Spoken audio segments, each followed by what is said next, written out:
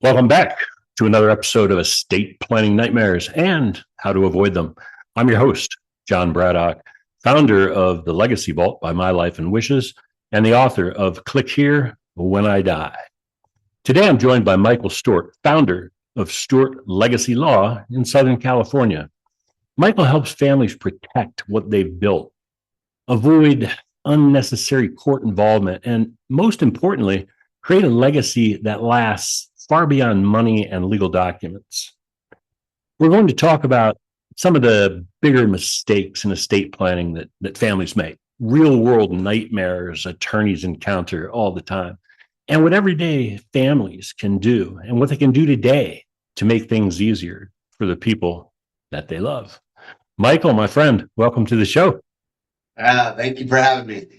Oh, it's my pleasure. It's my pleasure. Just by quick background, Michael and I have only known each other for maybe about 3 or 4 weeks, I think. But a big shout out to a mutual friend, Cynthia Torrado, who is down in your neck of the woods, who introduced us. Yes, sir. Yeah, she's amazing. She is amazing. I speak with her frequently, and she has the gift of introducing me to really cool people. So I like that. That's great. I love it. Awesome. Well, hey, Michael, every estate planning attorney has a story, right? So what led you into estate planning? Oh, that is a good question. I thought about it a lot, actually. I did not start out in estate planning, which I think is fairly common. It's not one of the most should you say, popular coming into law school areas of law. People are thinking criminal law, big law. I joined big law to start out, and really estate planning wasn't on my radar at first. Now, I did get some experience. I took some estate planning classes, took wills and trusts, and I ended up working in an elder law firm that did do estate planning. So I got some experience, but my first job out of law school was a big law insurance defense litigation firm, and learned a lot. I worked my butt off coming out of law school and got a lot of different experience in litigation and realized it was something that I hated. I was miserable. I was not feeling fulfilled. I felt like I went to law school for a certain reason, and I wasn't living up to what I wanted to do. And so I actually almost left the law entirely. I met my wife, who questioned, she's actually a life coach, and she questioned why I would be doing something that I just was so unhappy doing? And I was relatively young. I'm a young attorney and have my whole career ahead of me. And I'm staring down the barrel of a 30, 40-year career that I hated. And so I ended up leaving the law for a very small amount of time, left the law firm, and didn't know if I was going to be a lawyer. And it was at that time I started getting experience with estate planning again. And I took a couple programs that allowed me to get more of an expertise in it. And I just dove in. I was able to start out by helping out some family members. The first trust I ever created was for my grandmother, who she passed this last November. And so we had a huge journey that I love talking about. But did that and ended up just falling in love with the way I was able to help people in estate planning, and have had a passion for it ever since. Started Stewart Legacy Law, and now we're just on the upward trajectory to build. So we're excited. That's awesome. Yeah, I talked to a lot of attorneys, and a few, that was their mission. It was going to be estate planning because many of them had seen it firsthand with family members up front while they were in law school, and said, but I can. You say, okay, I'm a young professional. I'm taking the bar, and estate planning just doesn't sound sexy. right? Right. Criminal law trials. I want to get in front of a jury and do that. And yeah, but so many I've spoken with said, you have any ideas when you're an attorney and you're just starting out working for a big firm, how many billable hours they want you to get? A lot. And you know what? I liked working hard. I will be honest with you. I liked working hard. I'm just trying to move my camera so it fits a little better on the screen. I liked working hard, to be honest with you. And I got a lot of good experience doing it, but it wasn't the billables, the minute nature of billables was what really was the death of me on that side, because it was, you had to quantify every minute of every day, and it just was so, it lacked any soul. It really took away the soul of practicing. It really did. Oh, wow. Well, that's really cool. So I guess piggyback on that. So you found your way into, the estate planning. You did your grandma's work right away. What do you enjoy most about helping families? Great, great question. About helping families specifically, I love, I mean, the look on families' faces when they know that they finally got it done, and the relief that I can see that I was able to help them across that finish line is really the most rewarding part about helping families. I know firsthand how impactful this can be for families, and it is for any family that has assets. And so when I get to see that family realize that this burden, this thing on the back of their head, uh, is finally just washed away, it's all worth it. Yeah, it's interesting. People talk about peace of mind, right? And having planning done. But what I've seen, and you get to see daily, is finally when the work is done and the documents are signed, you can actually see what peace of mind looks like on their face. Absolutely. No, it's huge, and it's really cool because I think planning does this really. It has both, that's the best of both worlds, in that you get to fulfill exactly what we've been talking about with this relief and the legacy that you're able to protect. But also as an attorney, the strategy that goes into it is awesome. And I am a strategic guy. It's one reason why being in law always appealed to me. And so it's really nice to be able to sit down with the clients and map out what the best plan is for them, and watch them walk through what are the implications of their decisions. Because I would say 90% of my clients, I sit down with them, they've got one idea for a plan, and I say, great, that's a totally fine option, and I'm happy to do that for you. But I want you to be aware, this is what the potential ramification is, that here's the pros, here's the cons of going down that route. And you really start to delve into the strategy of creating a plan, which I like to. That's what I think is so important about, and why I think people need to always sit down with a professional estate planning attorney and not do a DIY. You might think you know what you want to do and you can get a will kit or whatever. But it doesn't ask you the right questions. It doesn't question why you would want to do it that way and suggest other alternatives because of the experience. Well, I was talking with a colleague of mine that works in Kansas, and she told me, which I totally believe, that around 80% plus of all trusts that get challenged are do-it-yourself trusts or trusts done without the guidance of an attorney. So the proof is in the pudding of how important this is, and how easy it is to make mistakes. And the reality is that there's no going back once it's time. Once you've passed and your trust needs to come into play, there's no rewinding the tape. It's done. And you have to hope that what you did was proper. Yeah. What do you think?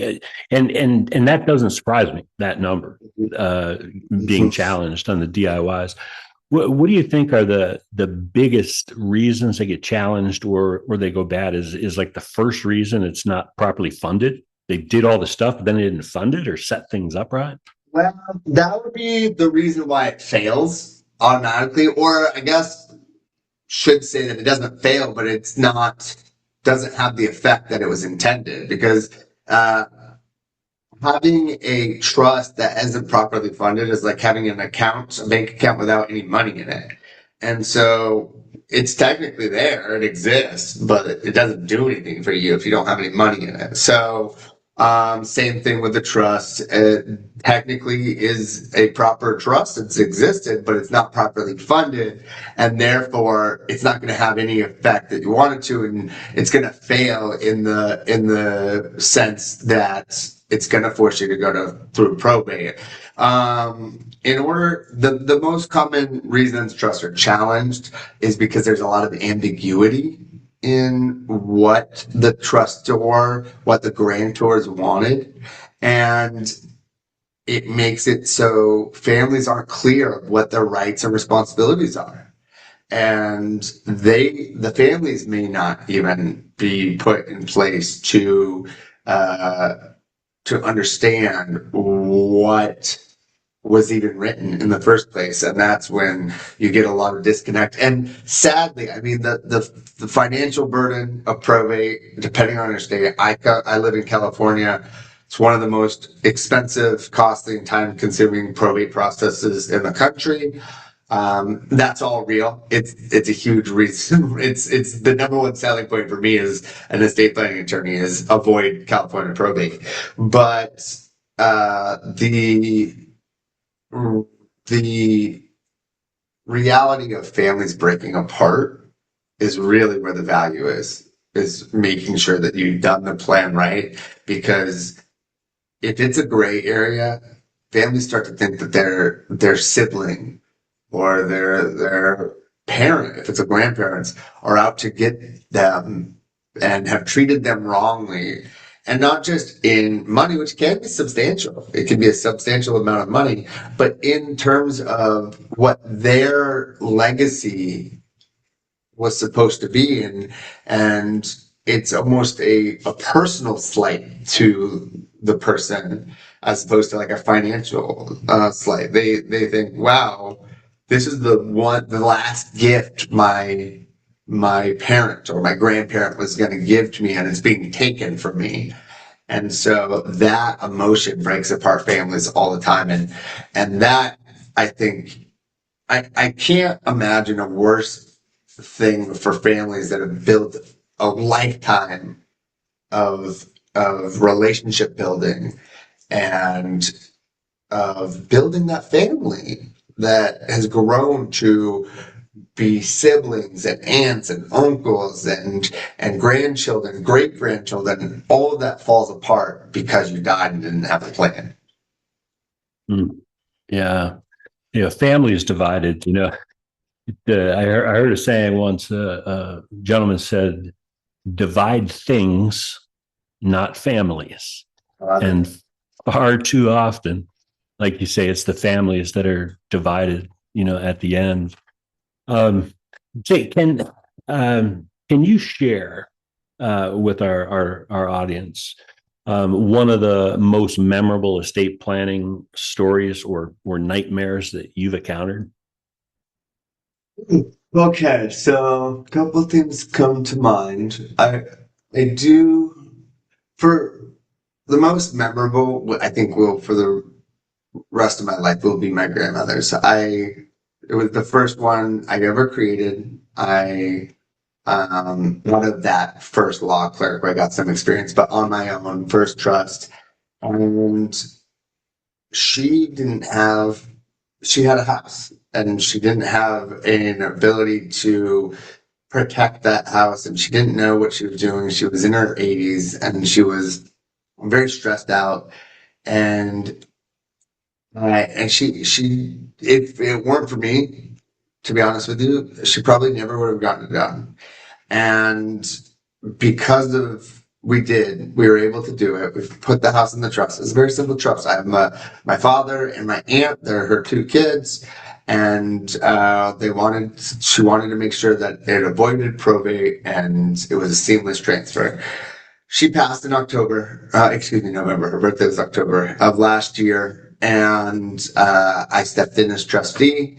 I was able to administer the trust from the perspective of somebody it was my family, and I got to see it firsthand of everything that was going on. And I see it a lot as an attorney, but it was a different experience to see it coming from my family's perspective. And in the end, my father and aunt, my father was able to buy out my aunt from the home and own his first home since losing our home in 2008 after the 2008 market crash. And so for almost 20 years, he's been building back up after that. And it culminated in this ability to take on and be able to financially buy out my aunt. And it could only have been done if my grandmother was able to get the trust done. So it was such a powerful experience for me. And it just reinforced what I'm doing for families all the time, which I love. It's so cool. That's an amazing gift. It truly is. That's an incredible story. Thank you. I do want to say it's sad because I talk about this all the time, but I get two types of clients a lot, and they're on opposite ends of the spectrum. On the negative end of the spectrum, I get clients that come to me and they say, we had to deal with my parents. My parents passed. They didn't have anything in place. They had a will. They thought it was enough. We had to go through probate. It was the most nightmare scenario of our life. And we have to do anything that we can to make sure that doesn't happen to our kids.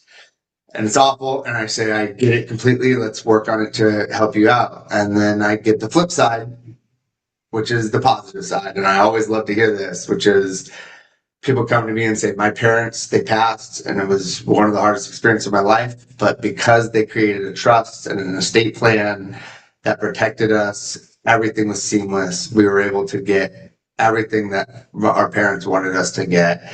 And we have to give that same gift to our children. And while both are great clients for me because they both know the reality of the situation, I'd much rather hear the latter than the former. Absolutely. Absolutely. Yeah. Like they say a lot of times, I mean, people who have been through it understand it and they don't want to do it. The other side of that coin is like people don't know or really understand what the ramifications are if they haven't been there. Yeah. No, it's very easy for it to not happen. Or if their parents maybe didn't have a lot and that's why they didn't know about this whole experience. But really, depending on the state, I would recommend any person in any state getting their estate plan in order, making sure that it conforms with their state laws. But really, really, even more important in certain states where probate is an expensive process. Yeah. You can try and do that DIY trust yourself and maybe save a little bit of money from having a professional do it for you. But in the end of the day, your family's going to spend a hell of a lot more money and time going through probate. So always better to spend a little bit more now. It's just like anything else. If you feel confident in doing the plumbing in your house, you got the skills, then maybe you can do the plumbing. for the vast majority of us, you want to make sure that there's somebody in place that knows what they're doing. And with how important estate planning is, you better be sure that you're getting it done right. Yeah, because you're not going to be around when it blows up. Right. Just your family. Yep. You're going to be looking down and going, whoops, messed that one up. Exactly. So, in your experience, a question I like to ask a lot is, what's the biggest misconception people have about estate planning? I mean, the common one is that people don't understand the difference between a will and a trust. And that's what I hear the most. That's what is I do presentations a lot, and I love teaching people about estate planning. And it's one of my first slides because it's what I hear from everybody. They say, do I need a trust? Do I need a will? For the most part, to that end, a similar degree, I always talk about what I coined is the trust fund baby misconception. And that is what I grew up being or thinking and understanding was that trusts were only for extremely wealthy people, and that a trust fund baby is all I knew about what trust was these 20, 30-year-olds that were lucky enough to have millions of dollars put aside in a trust that was just given to them at all times. And that's who it was for. And I didn't grow up that way. That was not the life that I lived. So I know that a trust could benefit anyone with assets, particularly anybody that owns a house. But anybody with assets in general can benefit from having trust. So I think that those two, not knowing the difference and the core difference, I guess I didn't mention, but between a trust and a will, there's substantive differences, but the core difference is that a will isn't going to avoid probate. And you're going to have to, even if you draft up that will and it says the same thing that your trust would have said, it's not going to have the effect to provide that value for your family. Yeah, I often hear people think that, dad's got a will and mom's gone. Dad's not doing well. When he passes, I'm going to inherit all this money. Well, the reality is, yes, eventually. But so in California, one of our more expensive places, how long does it take to get on the docket for probate? And how long does a probate usually take? It takes months at least. And that starts the process. I think the average is well over a year. They say you should plan between 1 to 2 years of sitting and waiting and hoping that you don't need those assets. Because a lot of times, unless the court allows for the use of assets, they're frozen. You can't touch that money until it gets distributed. And that's not including if there's challenges, if there's issues with people making claims against the estate. It can be a really long time in any state, but in California, there's so many of us that were backed up. That's just the reality of the situation.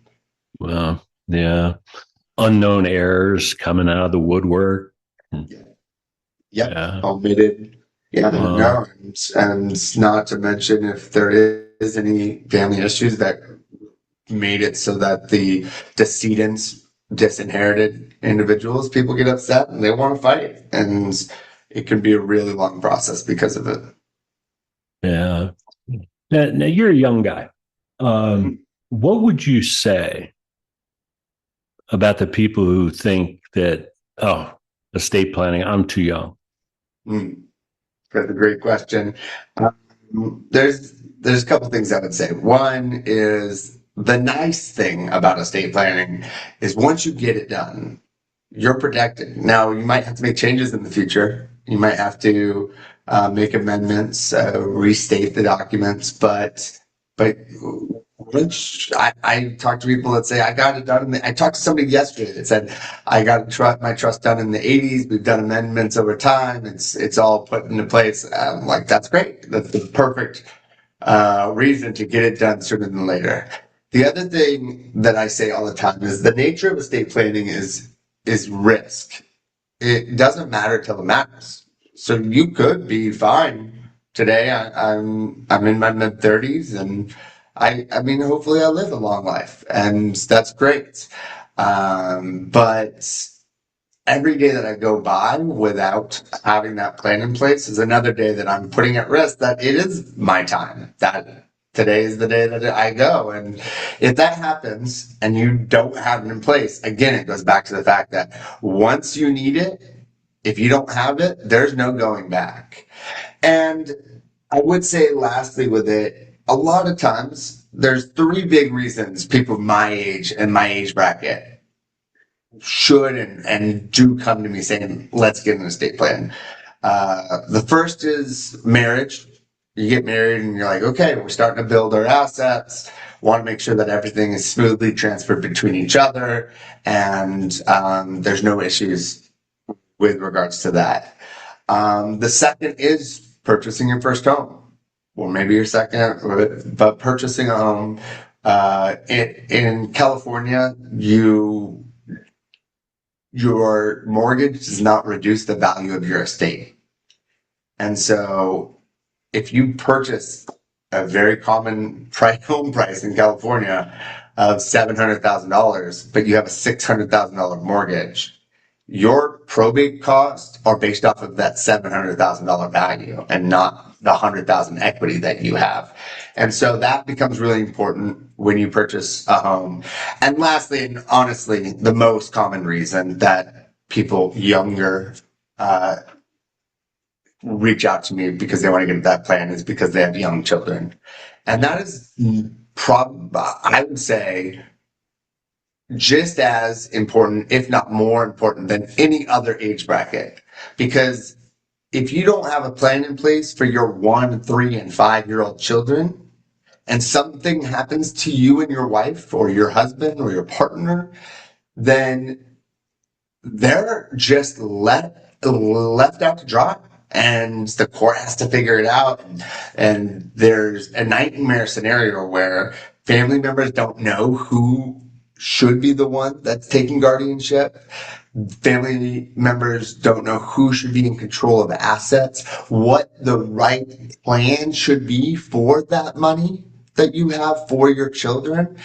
You're not only putting yourself at risk when you don't put a plan in place, but when you have young children, you are impacting their lives negatively by placing this risk on yourself. So that is the biggest reason why I talk to people. The first two are really important and are the catalyst for people to come to me. But the third one, if you have young children, it doesn't matter what your age is. You need to have a plan in place so that they're protected no matter what happens. Absolutely. Absolutely. Can't even imagine that nightmare scenario where family, young family and mom and dad, and I've seen this happen. I talked to another estate planning attorney about this about a year and a half ago on the podcast. They had 2 young children. It was like 3 and 5 years old. Mom and dad had gone out to dinner. And since death isn't just for old people, there was a tragic car accident. They had no planning done whatsoever. Now you've got his parents, her parents. They're trying to decide who's going to be involved. The court's ultimately going to make that decision. And in the meantime, someone's got to be looking after the kids and making sure they go to daycare and preschool. And And the nightmare scenario is that the people that are in charge of taking care of them, they don't have assets themselves to be able to adequately care for your children. And if only they were able to immediately access the funds that you have built up for your children's benefit, then they could be able to utilize them to take care and protect them. So it's a remote possibility. It's a tragedy that we're talking about, and it is a bummer. I mean, I always like to name it though. Everything that I'm planning is kind of a bummer. Even if we live a long, fulfilled life, we still are leaving our family, and that's sad, but it's going to happen no matter what. And the reality is, what do you do to make sure that when it does happen, your family is taken care of? Yeah, absolutely. Something you touched on early, we talked about, divided families, right? Conflict and that kind of stuff. And I know, you see this stuff all the time. And, what I've heard is many times those things arise due to blended families, sibling disagreements, equal versus fair, um, you know, which, we could talk for hours on, equal doesn't always mean fair, right? And, but what I see a lot of times in these, and maybe you can speak to it, is it's the lack of communication. Me, before I've died, making sure family know why I've done things this way. Yeah.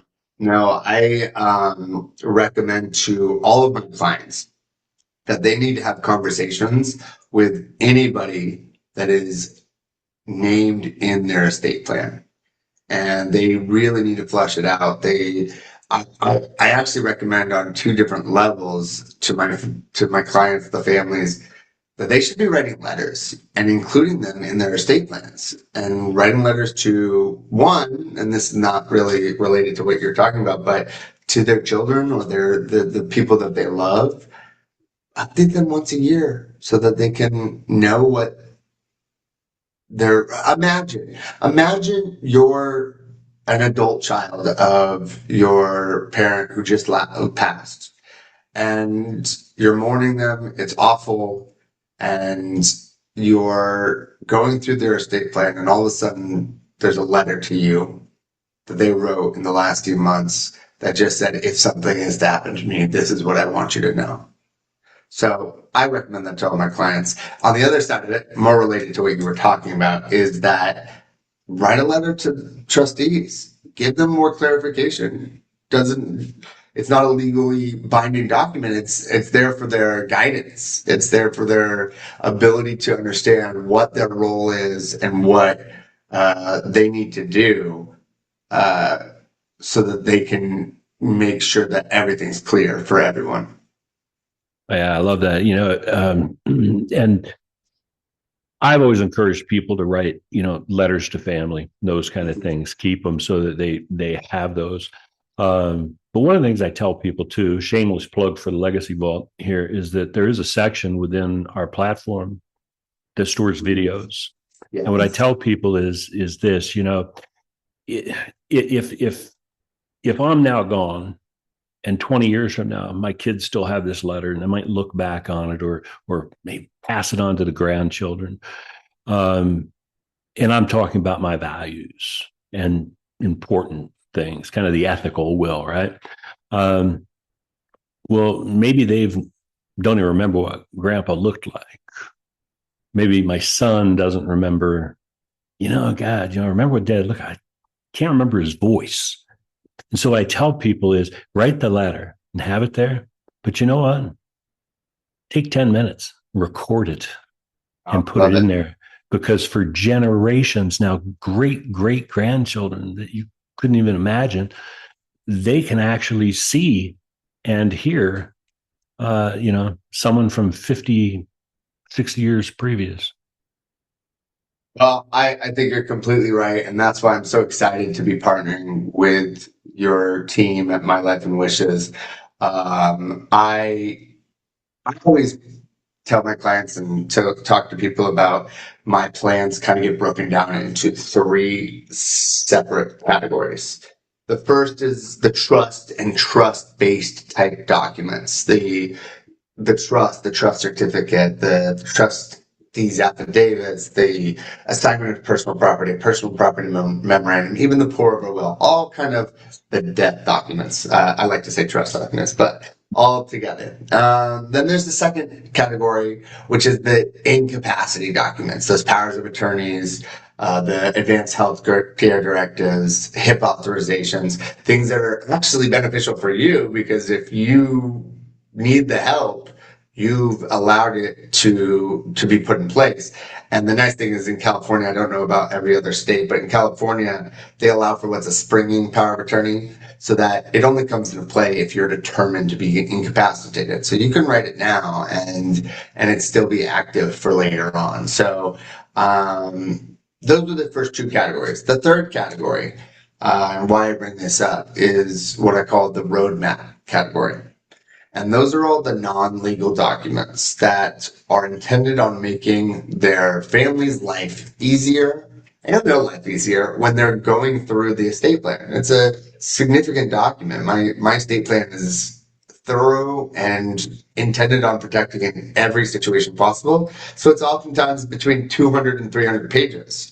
And there's a lot there, and there's more that can be added. And so the roadmap documents are in place to make sure that the family is able to understand and appreciate everything that's, and my life and wishes does it even better than I'm able to do in the physical portfolio. The way that you guys are able to put forward everything from what we talked about, the video, the videos that you can create for your families, uploading those letters, to uploading in my plan currently, you can write down all the different accounts, social media accounts, financial accounts that a person has, not to provide the account information for these bank accounts, but at least to make it so that the family know what accounts exist and they don't have to go searching, and those things that my life and wishes has available for all of their clients, and going forward all of my clients, is so helpful. So I am just so excited to be working with you guys. Well, thank you. I appreciate that, and thank you for that. Yeah, without that piece, and you've been doing it, and now grateful you're going to be doing it, through our platform. Without that, even though the death documents are there and those kind of things, family still has to go on what I refer to as the morbid scavenger hunt. Without the roadmap, my family, my daughter would have to come across the country, or my son, and dig through dead dad's drawers, looking to try and piece together every aspect of life. And so you're already solving that problem. Thrilled you're taking it up, another notch, which actually leads me into kind of like my last question for you. What we talk about here is legacy, right? Your firm name includes the word legacy. So when you think about legacy, what does that word mean to you, Michael? That's a good question. Yeah, Stewart Legacy Law. I think that we all have one chance at this life. And whatever we are going to accomplish, whether it be small or large, whether to be monetary or not, all culminates into this glimpse, this snapshot of what our existence is in the world. And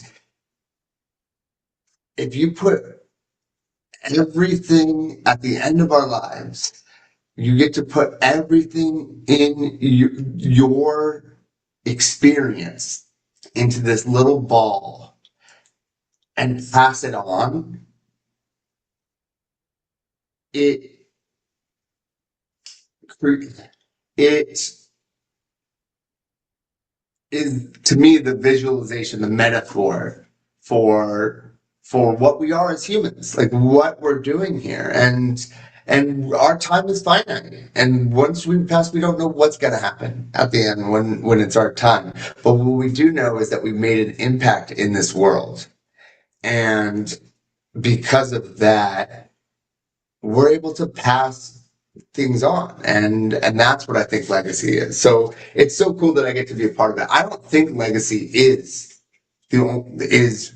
only to do with estate planning. I think estate planning is one factor in what is your legacy.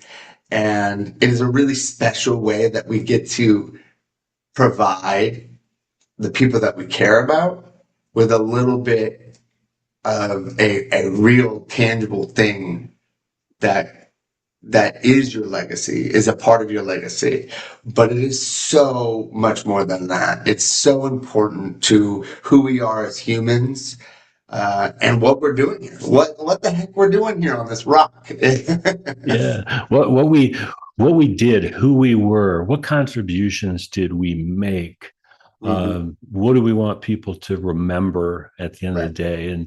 And our values, Yes. it's so important. Hey, Michael, I've really enjoyed this, man. This has been a lot of fun. We're Me gonna too. have to we're gonna get you back on because I have so many other questions I want to ask you anyway. But I'm truly grateful for you joining me today and recording this. Thank you If so much. someone, oh, you're so welcome, man. Hey, if anyone out there listening wants to learn more about you, your firm, or connect with you, what's the best way for them to do that?